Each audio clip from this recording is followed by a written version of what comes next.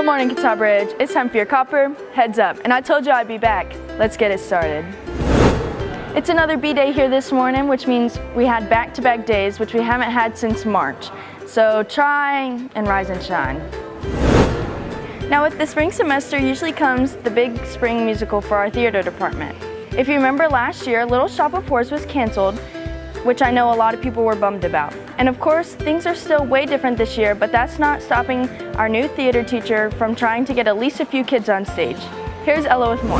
Work and I come here, sit on the porch, count out-of-state license plates to go by. Bright lights, microphones, and crazy costumes have been the center of theater teacher Miss King's world for 15 years now. And just coming onto the scene as a new teacher at Catawba Ridge this year, she had high hopes of infusing her students with her passion for the stage.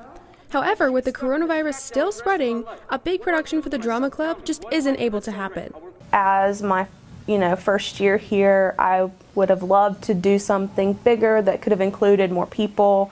This director spent many hours trying to develop a different way to get these actors back into the spotlight while still being COVID safe, and ultimately decided to create a show that could still get the students on stage, just on a much smaller scale.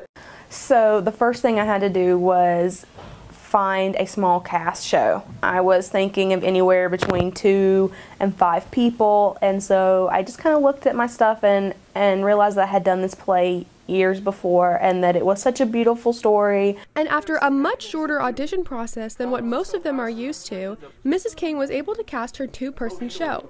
One of these actors is freshman Bella Prowse, who, despite being younger than the majority of the other people who auditioned, is ready to face the challenge. I'm excited about just being in a play because I love being in plays, I love being in productions, but I'm also very nervous because it's a lot of dialogue and a lot of emotions, and it usually takes me a while to remember all the dialogue. And while some are disappointed by the size of the show, the male lead actor Nicholas Page is excited for the closeness that gets to be displayed between the characters.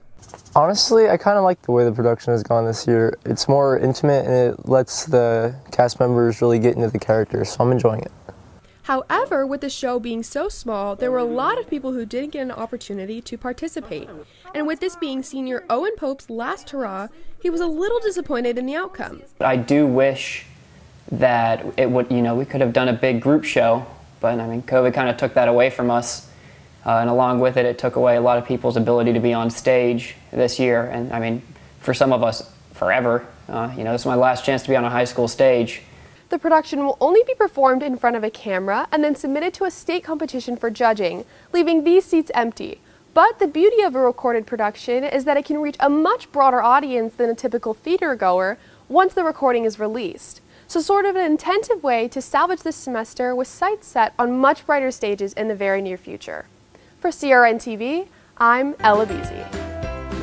Thanks, Ella. I'm glad that they're getting some shot at the spotlight.